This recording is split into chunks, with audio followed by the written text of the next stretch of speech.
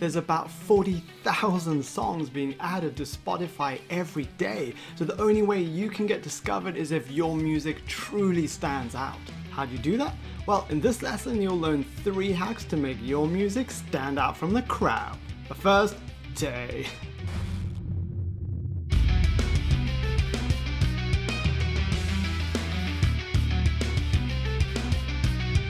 Hello revolutionary music makers!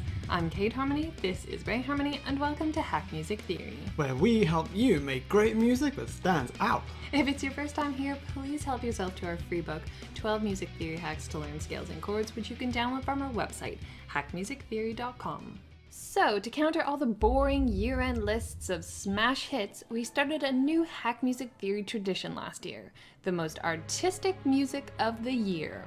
We selected the winner by asking ourselves this question. What release this year contained the most interesting theory used in the most creative way, resulting in an accessible work of art? And the vital criteria here is accessibility, because it's actually surprisingly easy to write creative music, but it's surprisingly difficult to write creative music that makes people dance and sing along. Now, without further ado, the winner of 2019's most artistic music of the year is Dandelion! Dandelion is a British producer and singer who came out of nowhere this year with 2 jaw-dropping EPs. The first time we heard Dandelion was in Spotify's New Music Friday playlist a few months back, when his song Simmer Down totally jumped out at us, and almost nothing on that playlist ever stands out, let alone jumps out. So, in this lesson we'll hack the pre-chorus of Simmer Down, where 3 musical elements make this song truly stand out from the crowd. To be honest though, we could easily make 4 lessons on this one section alone. It's that good. So as soon as this lesson ends, go listen to Dandelion and hit repeat, because it'll take many listens to explore the musical depths of his 10 songs. Now, just before we jump into the lesson, we've got exciting news for you. We're feeling festive, so one of you will win our best-selling online course, Apprenticeship 1, worth $150. The course contains 17 hours of video that guides you through every step of the music making process, from blank screen to finished song. Details on how to enter coming up later, but now it's time to open your door to Hack Music Theory. Alright, now you're going to learn the 3 theory hacks from Dandelion that will make your music stand out. And for the example in this lesson, we'll be using our version that we made earlier, using these 3 hacks. So start by setting up 4 bars of 4/4 with your tempo set to 108 BPM and your grid set to 16th notes. Dandelion uses A natural minor for this section, so we'll use it too. And this is our lead melody on top and our bass line below. Hack 1. Modal ambiguity. The first thing you'll feel when listening to this section in Simmer Down is that it's not obvious what the key is.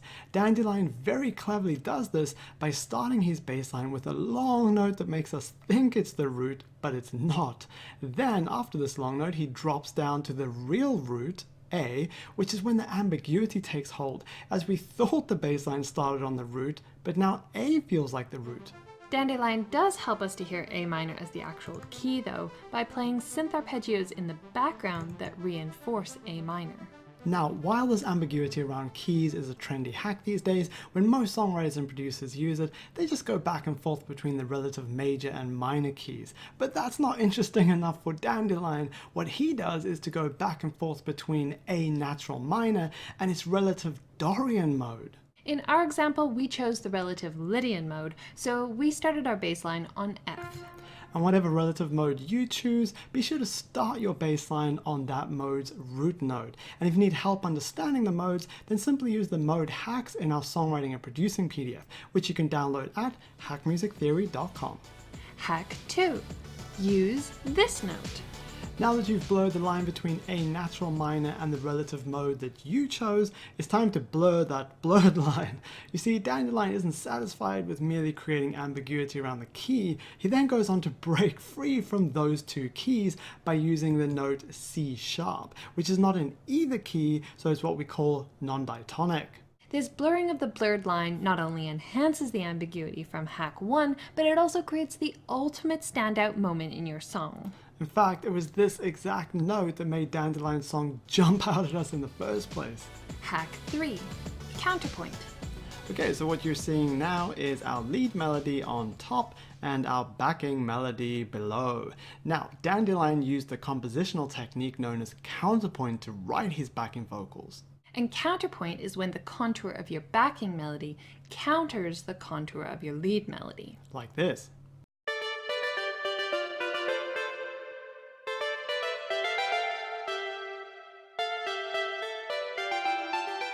It's extremely rare to hear counterpoint in popular music, as almost all backing melodies these days just harmonize the lead melody by following its contour, usually a third above or below. But by using counterpoint to write your backing melody, you inject one of the rarest elements into your song, which will make it truly stand out from the crowd.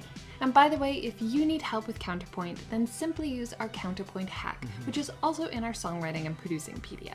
And if you need help with writing melodies, then use our melody checklist, which is in that PDF as well. It's the ultimate list of do's and don'ts for writing great melodies. Alright, now let's have a listen to our standout section. But just before the playthrough, here's how you can win our online course, Apprenticeship 1. Write a comment below this video on YouTube and tell us why you should win. It's that simple. We'll then pick our favorite answer and announce the winner in our newsletter this Sunday, December 15th. So be sure to post your comment by Saturday and also make sure you're on our mailing list. You can sign up at hackmusictheory.com. Sadly, this is our last lesson of the year, but we've got epic news for you about 2020. In fact, it's so epic we should probably just tell you next year. No, tell them now. Okay, so when we come back in early January, we're going to be launching Apprenticeship 2. This course is the mother of all courses. It's taken us over a year to make and it contains over 30 hours of video. So if your New Year's resolution is to get serious and commit to your music, then make sure you've done Apprenticeship 1 before January, because come 2020, it's Apprenticeship 2 time. Thanks for watching or listening if you're on the podcast, and we'll see you in a few weeks. Until then, happy holidays and thank you for another magical year. We appreciate each and every one of you.